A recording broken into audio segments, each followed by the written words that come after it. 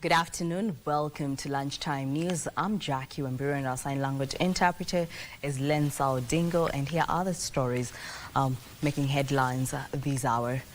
Players in the Matatu sector have challenged to organize sensitization forums for their crew on safety as well as good customer relations to improve their operations and income. Speaking after such a forum, Forward Traveller Sacco chairperson Paul Thiongo urged all Matatu operators to adhere to traffic rules and avoid drug abuse, which has been identified as one of the factors contributing to accidents.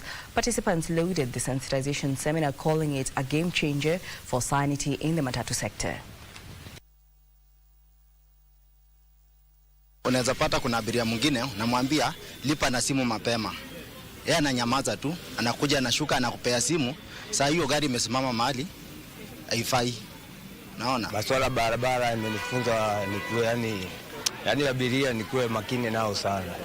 Wakati na washukisha kama abiria ana hiyo 10 muongeze tu. Mambo ya dawa ya kulevya na pombe zinaharibu sana na zinaleta accident kwa barabara, lakini tunasema ya kwamba kama sisi tumeweka akobro na tunajaribu kudhibiti wale watu wamekunywa. Tukipata driver amekunywa tunamtoa kwa kazi, kwa sababu tunajua ni risk kwa wenye anabeba na wale wengine wanatumia barabara. Na jambo lingine ni overworking, unakuta amesidisha kufanya kazi, anafanya masaa mengi, kwa hivyo anajikuta kweli amekuta ya kwamba ako na uchofu, na akiwa mchofu unakuta ya kwamba pengine atalala.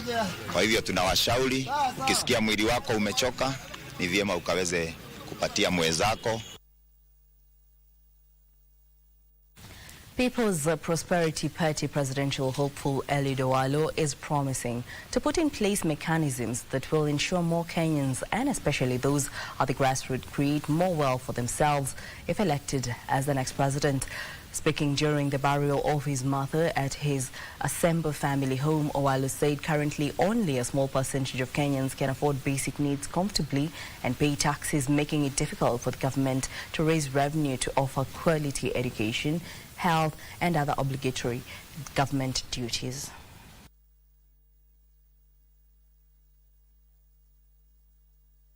To change, we must change the paradigm so that we get money out of the chosen few, the ruling elite, who have been monopolizing the resources of this country, and take the resources to the masses, the Kenyan masses, where the fisher folk are, where the farmers are, where our women and sisters are involved in itinerary trade, where our youth are in the Juakali sector.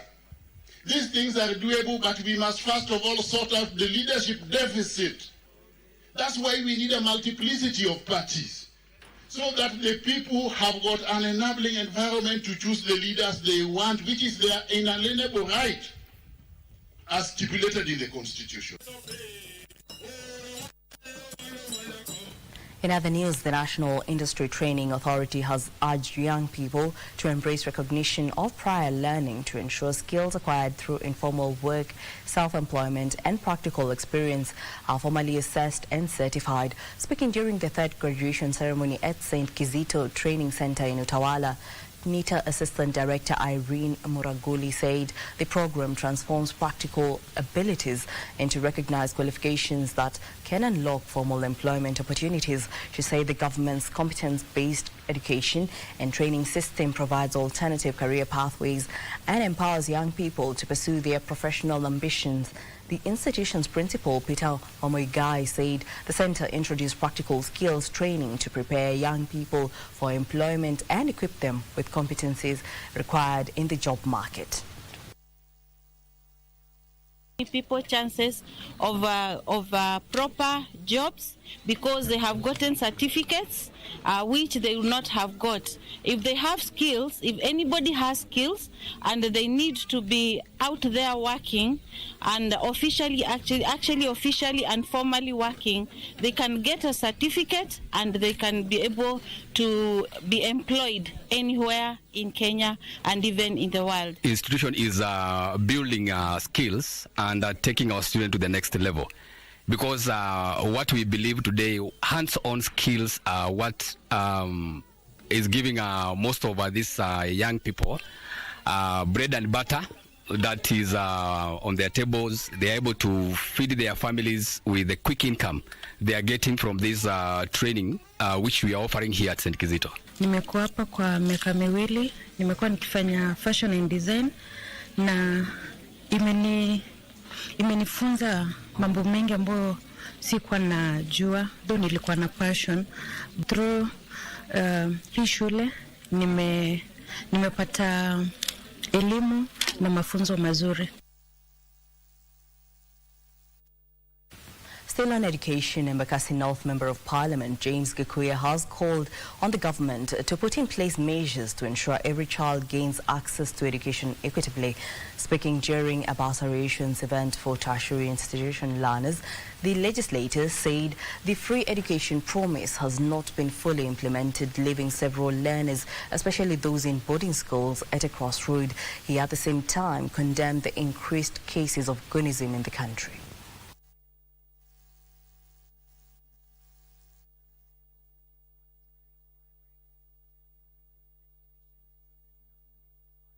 Lazima tuweke secondary education free. Now what we need to do ni collapse all these bursaries na pesa zile zinatoka kwa serikali kuu under the Ministry of Education. Zote ziwe corrupted, ziwekwe kwa one budget. Ili tusije tukasema tunashughulikia mtoto tu, yule anaitwa day school. Mtoto yule ako kwa boarding anateseka sana. Kupata hii basari ya leo itanipunguzia budget kidogo, lakini ningeomba serikali yenye iko waweze, hata yenye inakuja waweze kutuongezea hii docket ikuwe kubwa zaidi, na kama inawezekana hata watuwekee free university. Watoto waweze kusoma, wakawezesha masomo ikuwe ya bure. Tumekuja hapa kupata basari za university na tungeomba sana serikali tuongezee, at least watupatie hata kama ni 20,000, sababu sasa school fees imekuwa na bei kali sana. In other news, a youth-led initiative is partnering with the Nairobi County government to encourage community service through monthly city cleanup exercises aimed at promoting environmental conservation. Young volunteers through the initiative dubbed Heavenly Culture, World Peace, Restoration of Light joined Nairobi County officials in a city cleanup exercise to promote environmental responsibility and community service. Organizers say the exercise will be held every month to encourage more residents to protect the environment and keep the city clean.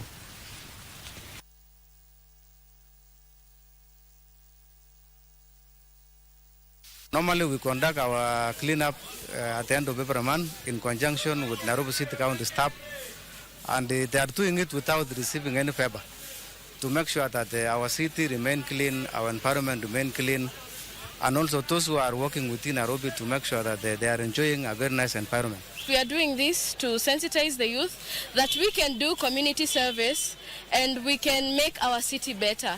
I'm very happy with this initiative because it gives the youth to take part in the productive activities such as cleaning our environment, and also it shows that we are not waiting for others to do things for us. We started this not knowing how it will go, but now we are able to see many youths coming out just from the street, from universities, coming to work with us. Alliance High School has stepped up the implementation of the competence-based education curriculum through projects aimed at encouraging students to come up with innovations and ideas in solving school-based problems and the community at large. The school management says the move is expected to challenge learners at the school to think beyond getting jobs and becoming job creators after school. Rose Sanger, a teacher at the school who is the brain behind the project, said that for the last 2 years, more than 100 boys have come up with impressive innovations. Students who participated in the program made use of locally available materials in coming up with different innovations. As a country, we know we are struggling so much with youth unemployment. We are also struggling with the challenges facing society, facing our communities. And we are basically trying to tell the students to go out into their communities, see challenges facing them, think of how they can build solutions to those challenges. This is an activity that we've done from last year, July. It is 1 year old, and we are amazed as a school Last year we had 20 students pitching their projects, and currently others are already on implementation stage. Today we have about 100.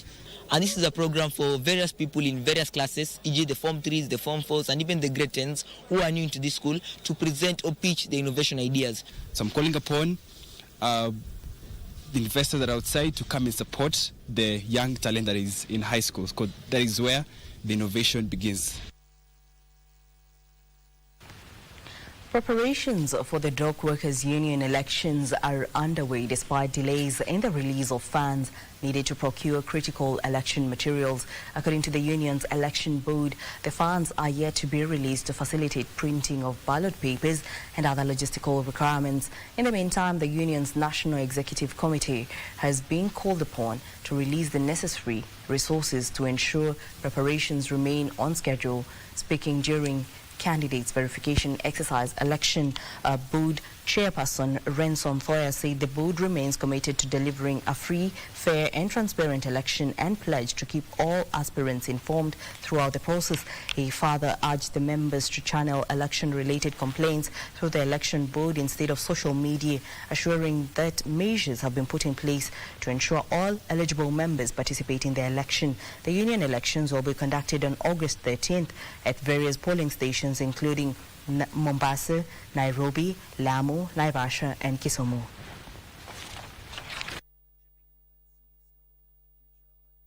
Election board inafanya juu chini kuhakikisha kwamba by 13 we deliver Dock Workers Union officials. Nasikitisha kwamba mpaka sasa hatujapata hata hela kwa sababu ya migogoro ya kila kukicha. But I'm urging the National Executive Committee, kule tumefika kuna hitaji pesa. Kiva vyote vile we need money.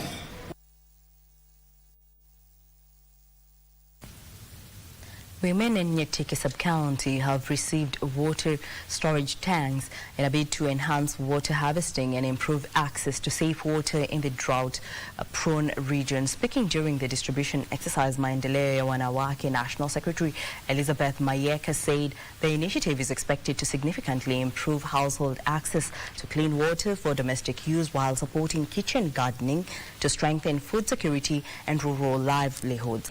Beneficiaries also received solar-powered water treatment jerrycans capable of purifying contaminated water, making it safe for human consumption.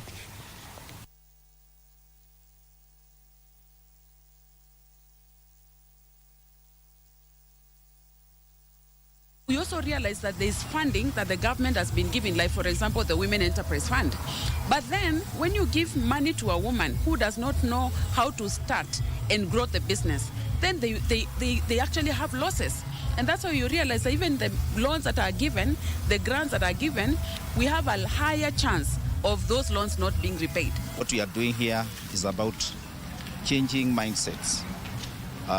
We are working on mindsets because we believe that when people are transformed in their minds, every other thing aligns. And especially now we are talking about business, we know that there will be a lot of alignment because we are dealing with mindsets.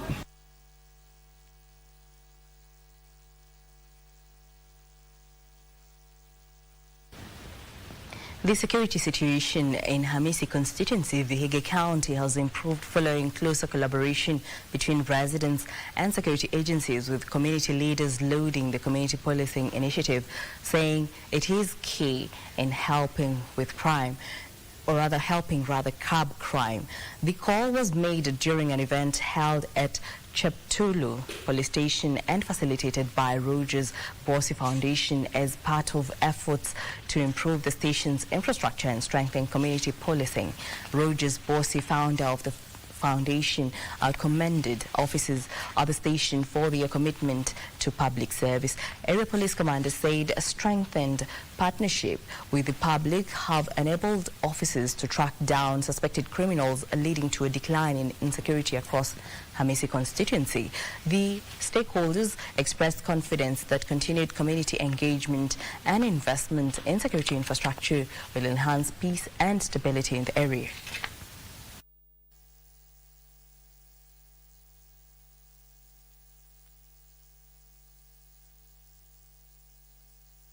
Mwito niliopata wa kuja kutengeneza hii gate sio mara ya kwanza.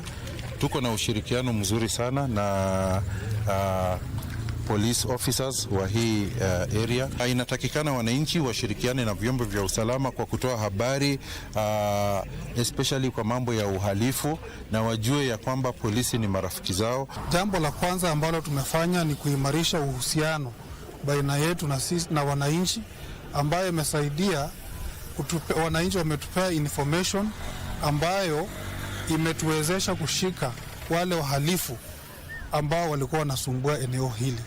Tuko pamoja na ushirikiano na maafisa wa police station ya hapa Cheptulu ili kuhakikisha kuwa usalama wa Cheptulu uko sawa.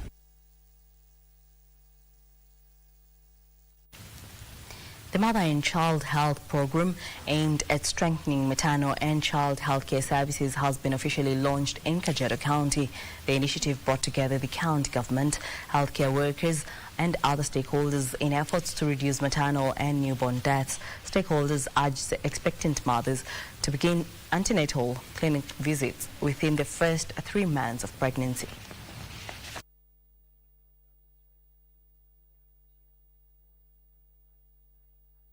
We are looking at possibility of expanding this particular program, especially to some areas in Kajiado County, because at the moment it's actually a success story in Ongata Rongai.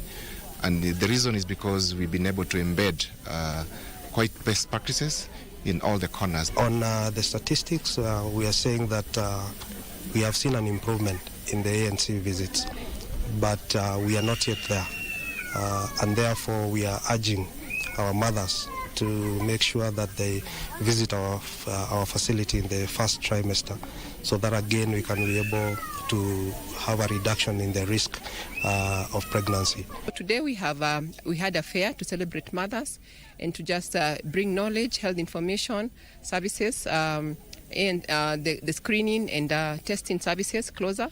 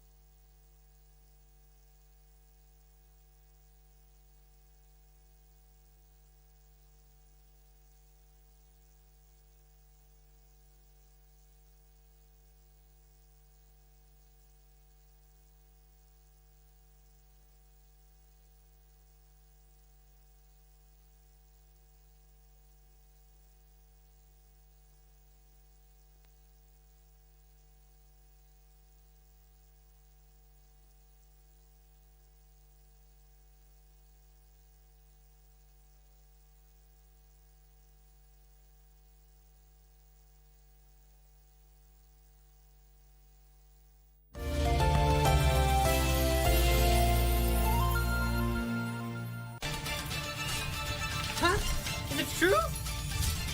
She's really a girl?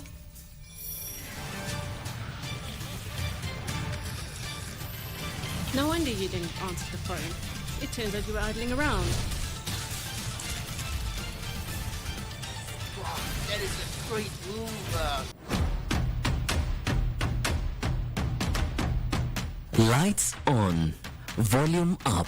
This is where stories come alive. From local drama that hits close to home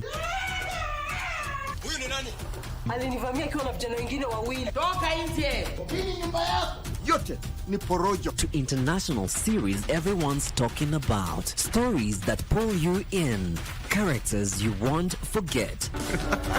Stop complaining and just get out of here. Go now. Go. We turn up the volume with music that moves, showcases rising stars and bring the beat straight to your living room.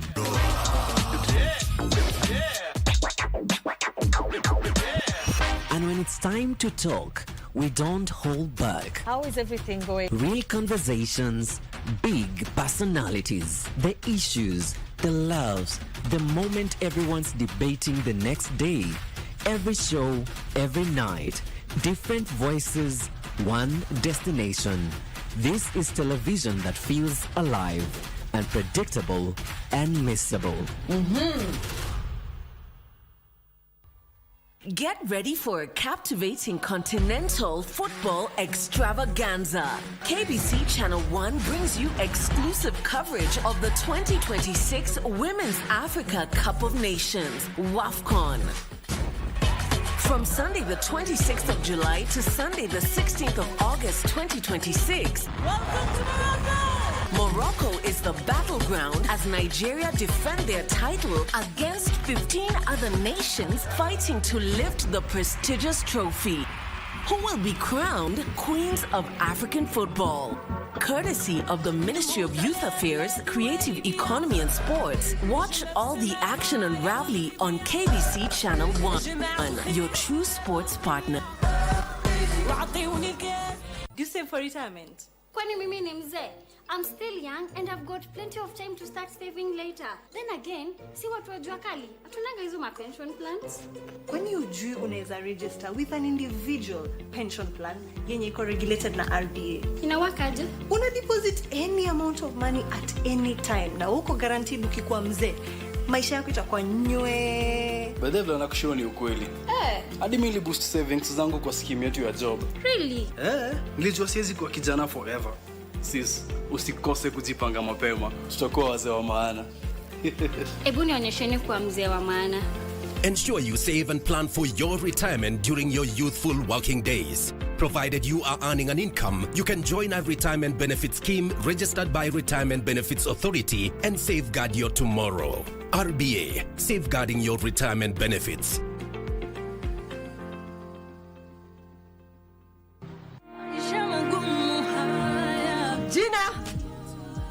Gina!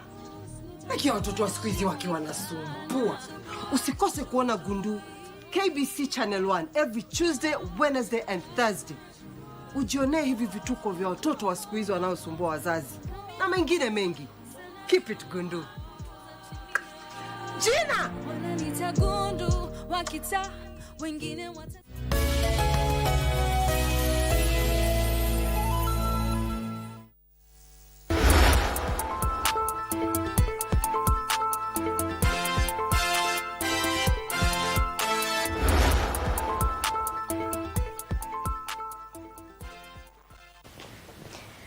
Welcome back. This is Lunchtime News. Now, we move to the interactive segment of our Lunchtime News, where antimicrobial resistance is emerging as one of the biggest threats to global health, making once treatable infections harder and sometimes impossible to cure. We're joined this afternoon by Dr. Joseph Mbuthia, who's the chairperson of the Gertrude's Children's Hospital Antimicrobial Stewardship Committee, to discuss a growing threat of drug-resistant infections and what can be done to combat them. Welcome. Thank you very much. All right, now to start us off, perhaps how serious is antimicrobial resistance in Kenya today? Quite serious, I would say. If you look, it does cause over 1,000 deaths a year directly and probably 5,000 indirectly. And those who are in the field from time to time, we get very difficult to treat patients who, because of the difficulty in treating their resistant infections, they spend long times in hospital. So I would say it is a serious problem and one that is rising. It's increasing. So many people have heard of antimicrobial resistance, but many do not fully understand it, perhaps. What is antimicrobial resistance and why should we all be concerned? Now, first of all, we would say antimicrobials are drugs that we use to kill germs. And germs could be of various types. There are bacteria, which are the most commonly treated with drugs, which are called antibiotics. And then there are viruses, which are treated with antivirus. The most famous example would be like HIV, which we use antiretrovirus to treat. We have parasites like malaria, which we use antimalarials. And then we have fungi, that's for fungal infections. And in each of these classes of antimicrobials, there is resistance. Resistance is where a drug that was used to kill a germ can no longer be used to do so. Good examples in all those areas. For instance, malaria. In the past, it used to be treatable with chloroquine, then with drugs that we used to call SPs like Fancida. And with time, we find these drugs are not working. This is where resistance comes, where the malaria parasites learns to live with the drug, and then it can no longer be killed by that drug. That is called resistance. Same thing with antibiotics. You may treat tonsils with a simple antibiotic this time, but if there is resistance, the next time you want to treat the same infection of tonsils, you have to use something much stronger because of resistance. You might wonder, why does resistance come? If I give an example of antibiotics, it comes when we expose organisms to too many antibiotics, when we overuse them, and especially when they are not needed. And when we use the wrong ones to treat certain diseases, when we do not use them using the correct dose, therefore we expose the germs to the medicines, but do not completely kill it. So what remains multiplies and becomes resistance. So that's one way. So, for instance, for antibiotics, too many of us are using antibiotics for very small reasons. Get a sore throat, the next thing you're at a pharmacy looking for an antibiotic. Your child gets a fever, the next thing you do is run to the pharmacy, get an antibiotic as well as paracetamol, and you think you're doing the right thing. You're just creating problems of a rising antibiotic resistance. Why is the resistance often described as a silent pandemic? A silent pandemic because, one, we are not doing a good job at tracking it, therefore it's creeping up on us. Number two, it's going to be worse with time if you don't do something about it. So if you're not alert and stop it on its tracks or contain it at this time, in a few years' time, it will be a major thing.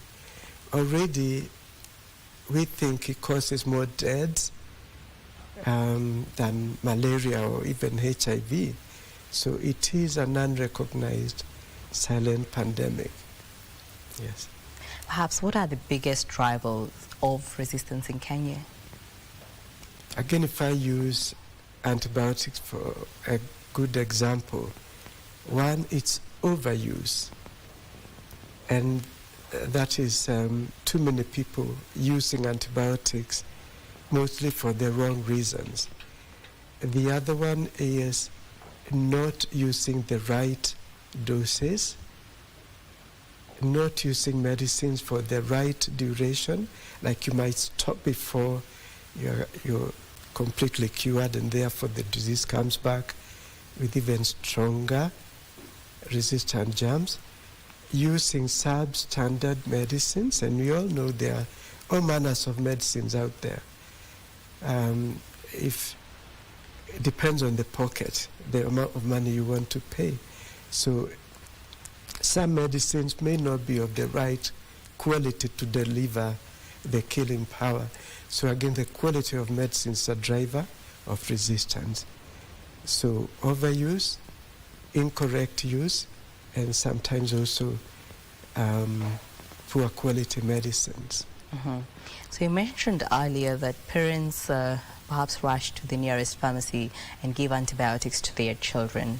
Perhaps what should they know, what should parents know when giving these drugs to their kids? One thing is like you're driving blind, because your child has a fever and you do not know what's causing that fever. It's best to go to a professional to look at the child and make a diagnosis and find out what is ailing the child, and then it can be treated properly.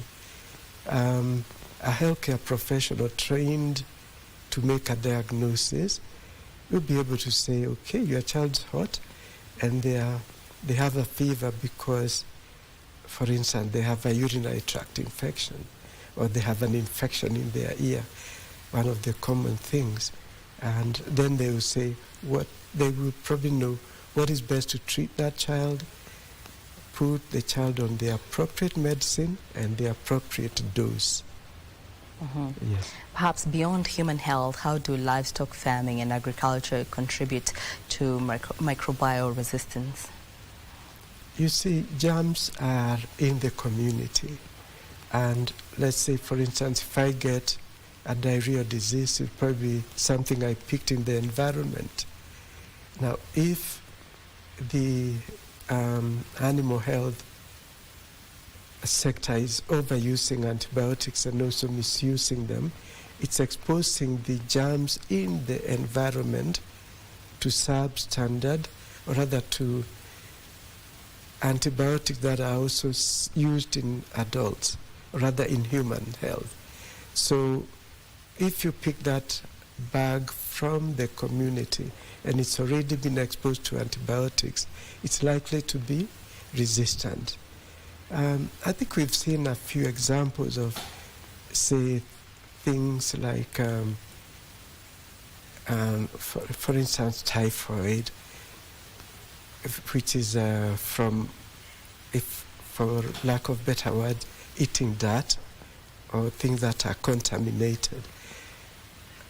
This, let's say, for instance, typhoid germs may be out there in the environment and may have been exposed to antibiotics that were perhaps used to feed animals, feed the chickens, and then you pick the typhoid germs from, say, the chicken, and it will probably be very resistant because the chicken may have been exposed to the same antibiotics that the doctor might want to use to treat your typhoid. So we have to work in concert with the animal health sector as well. Now, as we come to a close, Gertrude's Children's Hospital recently became the first hospital in Kenya to receive the Global Antimicrobial Stewardship Accreditation. What does this recognition mean? It's a major recognition that Gertrude's standards for using antimicrobials matches best standards or best practices in the world. The accreditation system is a global one, and it uses certain measures. It's a process that took us a whole 3 years, and it involved improving our practices, right from prescribing, from dispensing, including also laboratory practices, how we diagnose diseases, and how we do tests to identify what best medicines to use. So it's a rigorous process, and it made us a better hospital. So by the time we are being accredited, we can measure up in the way we use antibiotics or antimicrobials with the best in the world.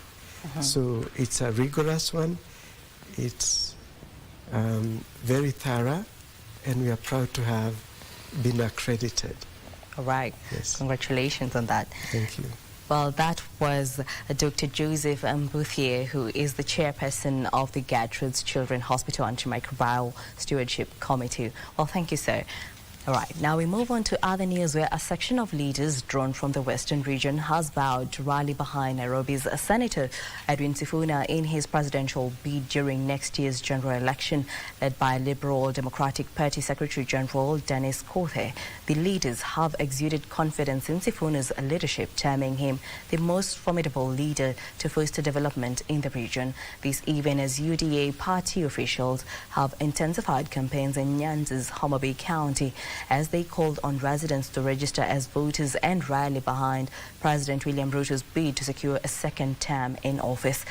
Here is what is happening in the political arena. Moments after the Linda Mwananchi Brigade stormed Western's Trans Nzoia in Bungoma counties, a section of leaders from the region have declared support for Nairobi's Senator Edwin Sifuna's 2027 presidential bid. Na sio mambo ya jamaa wa Mlembe peke yao. Watu Kenya yote waangalie Mungu ameleta baraka kwetu. Hii baraka inakuja kwa njia ya Sifuna rafiki yangu. Sasa ile inataka tufanye, tuchukue kura, tuwe na yeye. Sifuna ni mtu ana corruption. The leaders drawn from ODM, DAPK and the Liberal Democratic parties at the same time hit out at various leaders in the region, accusing them of frustrating Sifuna's quest for the presidency. Sisi sote tuko nyuma yako Sifuna. Usiangalie nyuma, tuko nyuma. Kwa hali na mali. Watu wanasema Sifuna hana resources. Sifuna ako na watu, and that is the biggest resource on earth. Meanwhile, the ruling UDA party officials in Karachuonyo, Homa Bay County, have urged residents to register as voters and rally behind President William Ruto's bid of securing his second term in office during the 2027 general polls. Targeting this time round, we have more than 130,000 voters, so that when the opportune time comes, we are able to request the IBC to consider our constituency for a delineation or a subdivision for that matter. The only element and instrument that we can put on a table to argue with other people after elections will be determined with the number of the votes that we'll get out of here.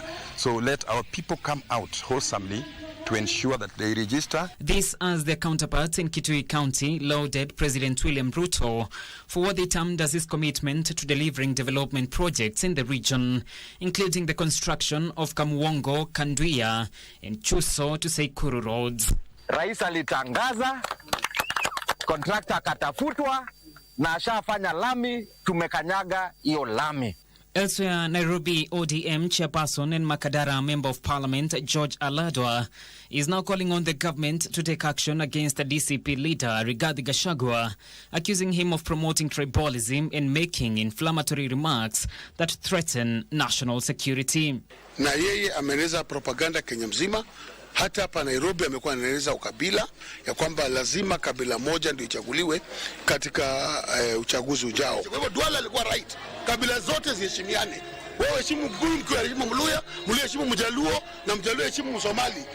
And former Kisauni Member of Parliament Ali Menza has signalled his willingness to join the Jubilee Party from the ruling United Democratic Alliance Party ahead of the 2027 general elections. The chairman of the Lapset Development Authority, who has declared his interest in the Mombasa gubernatorial seat, says he has already held talks with Jubilee's top leadership. Sisi tulikuwa katika Pandeo na Umonjo, but sahizi hapa Mombasa rais wetu yuko Pandea broad-based, ametekwa na hao watu. Ndio wakifika hapa ukiangalia huoni mtu mwingine wa UDA siku hizi. Unaona tu watu wa ODM.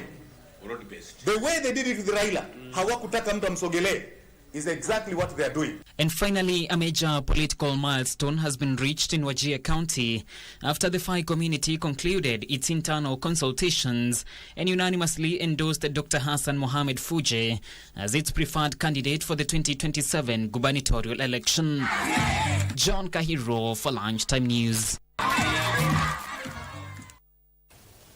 Now, camel keeping is being introduced in West Pokot County as a long-term solution to help households diversify to livestock that adapts well to increasingly harsh weather conditions. Speaking during a camel distribution exercise to households in Masol, Pokot Central, Sigar Member of Parliament Paul Lochakapong said the program will help families build resilience against erratic weather patterns while improving household nutrition and incomes. The camel distribution program comes at a time when poor rainfall has led to widespread crop failure, drying up of small water pans and an acute shortage of pasture in parts of West Pokot County. Huyu kiangazi, huyu jamaa anaitwa kiangazi ama ukame, amekuja na malori ya ukame na kumwakia hapa. Kwa sababu mahindi hakuna bandei. Na hata kila kona saa hii mahindi hakuna. Tunaomba tu serikali atupatie ugali. Many pastoralists have migrated with their livestock in search of pasture and water as concerns are growing over possible livestock losses if the dry spell persists. Wakati huu inatakana watu waletewe chakula. DCC hapa ameangalia situation vile iko na pia kupitia kwa ile njia hawa wanajua pia serikali imeambiwa kwamba sasa kwa hii njaa, kwa hii ukame ambayo iko, kuna watu wengi ambao sasa wamekuwa vulnerable, wanaweza kuadhirika na mambo ya njaa. Tuta make sure kila mtu amepata chakula ya kutosha kuendeleza maisha yake. Watu kama 60,000 wanahitaji chakula. Najua kuna mpango mzuri sana serikali imeweka kwa kusustain watoto shule. Kerio Valley Development Authority says introduction of camels is part of a broader strategy to build resilience. Be accompanied by the community to actually hand over 100 camels because the camel is drought resilient. We are very sure that it will be able to adapt to this environment and be able to survive, and by that the community will be able to earn a living. Camel keeping has been gaining popularity in Kenya, with their population rising to over 4 million, driven by climate change, rising demand for camel milk and economic shifts. Trevor Ngendo for Lunchtime News. And now in other news, Harambee Starlets will be hoping to bounce back in their second match in the 2026 WAFCON tournament after conceding a 4-0 defeat to host Morocco last night.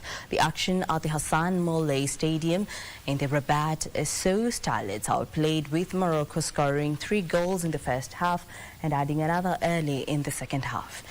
The Moroccans opened the scoring in the 18th minute and added 2 goals in the 28th and 32nd minute to end the first half before scoring another against Beldi Nodembe's side. In the second half, Starlets will now shift focus to their second fixture against Senegal, who also swallowed a bitter pill against Algeria in a 2-0 defeat.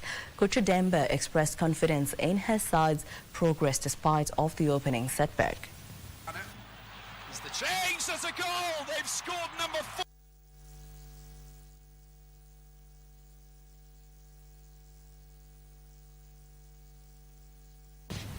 Youthful sensations Judith Sapato and Louis Hawel are set to make their mark on the international scene as they represent Kenya in the sprints of the 21st World Athletics Championship in the U.S. next month. 16-year-old Sapato, who boasts a best time of 53.88 seconds, aims to lower her personal best while also eyeing a podium finish in Oregon. Howell, who trains alongside his brother and African champion Clinton Aluvi, has been working on his start from the blocks as he aims for a personal best time of 10 seconds, down from his current time of 10.40 seconds. The two sprinters are among a team of 23 athletes currently in residential training in preparation for the global championships slated for Eugene, Oregon from the 5th to the 9th next month. Nilianzanga kukimbia 2024, nikafika national, tukakuja 2025, nikafika East Africa, juzi 2026, nikakimbia hadi regional. Wakaniambia juu umeingia Kenya team, wanataka wa 2011 na mimi nilizaliwa 2010. Nataka ya kwanza ni kupata best time ndio niweke naye na method, best time na method. Nimekuwa nikiwako na my stats. Yeah, my stats zilikuwa poor. So huko mbele na kick, huko mbele na kushika, hii kuna mahali utaenda. So nimewako na my stats which imekuwa poor. Improve. Now niko sawa sasa hii. My stats. Pale block 30 meters low drive. Hapo nilikuwa na work on it. Best time niko nao ni 10:4 which year nilipata nikiwa na injury. Na target like a 10-0, 10-1, 10-2 hapo which I promise itakuja. PB na medal hiyo ndio iko poa. Team Kenya's quest for medals at the 2026 Commonwealth Games in Glasgow began on a high note after 20-year-old weightlifter Joshua Munga Mboyo claimed the country's first podium finish on Sunday. Competing in the men's 60 kg category, Munga produced an impressive performance to win bronze with a combined lift of 260 kg made up of 115 kg in the snatch of 145 kg in the clean and jerk. The bronze medal marked Kenya's first medal of the Games, with Munga finishing ahead of Sri Lanka's SS, who placed fourth with a total of 244 kg. Malaysia's Muhammad Anik Kasdan won the gold medal after setting a new Commonwealth Games record with a total lift of 273 kg, while India's Rishikant Singh settled for silver.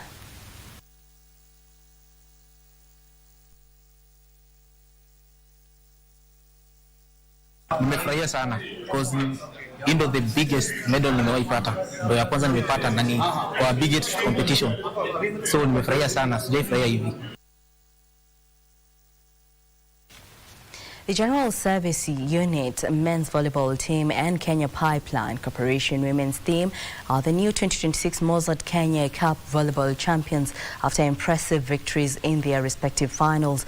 GSU wrapped up the men's title in dominant fashion, defeating Camel 3-0 in a one-sided final to lift the coveted trophy. The victory also earned a paramilitary side a 300,000 shilling cash prize for the outstanding campaign. In the women's final, Kenya Pipeline Corporation staged a remarkable comeback to reclaim the Kenya Cup title after edging rivals KCB Bank 3-2 in a thrilling 5-set encounter. Pipeline lost the opening set 25-21 before responding emphatically to take the second set 25-12 and the third 25-21. KCB forced the match into a deciding fifth set after winning the fourth 25-23, but Pipeline held the nerve to seal the decider 15-11 and complete a memorable comeback.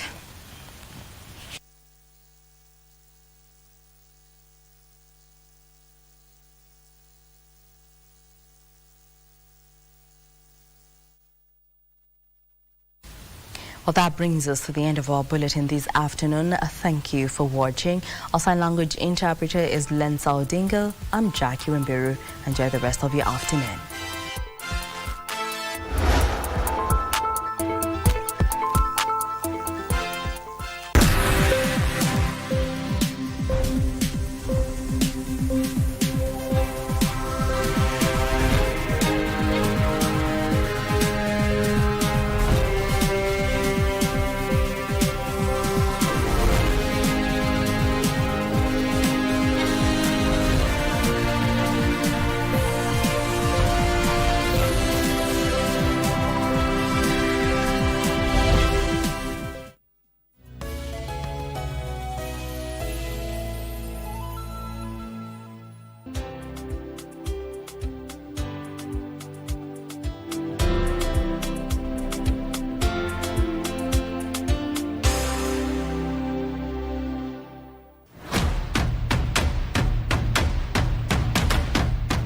Lights on, volume up. This is where stories come alive. From local drama that hits close to home. Huyu ni nani? Alinivamia akiwa na vijana wengine wawili. Toka nje. Hii nyumba yako. Yote ni porojo. To international series everyone's talking about. Stories that pull you in. Characters you won't forget. Stop complaining and just get out of here. Go now, go. We turn up the volume with music that moves, showcases rising stars, and bring the beat straight to your living room.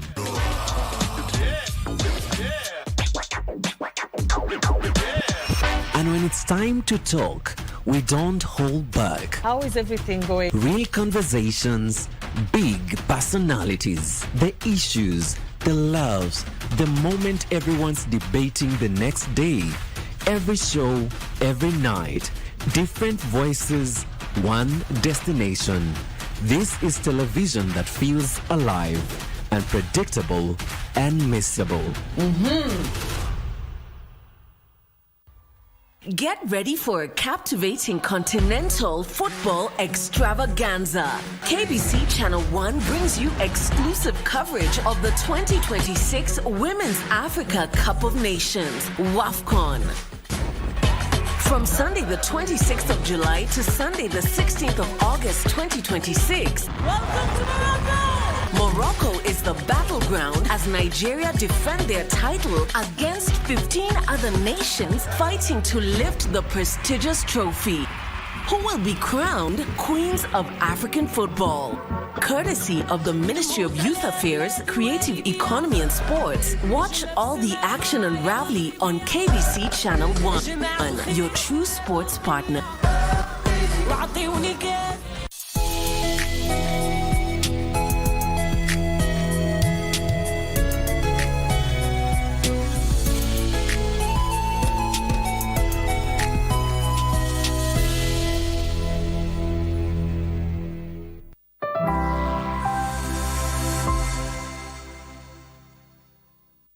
My name is Marita Davison. I'm an environmental biologist with a master's degree from Cornell University. Today we're focusing on space exploration. You can think about the natural systems here on Earth that allow us as humans to survive, to breathe, to habitate. There's a connective tissue that runs through all of them. And those relationships extend to space, to our universe and our solar system and our place in it. We're affected by things that happened billions of years ago and millions of miles away. And there's a commonality in our exploration of the things we can see and touch and the things we can only imagine. Powering the future, confronting the world's challenges,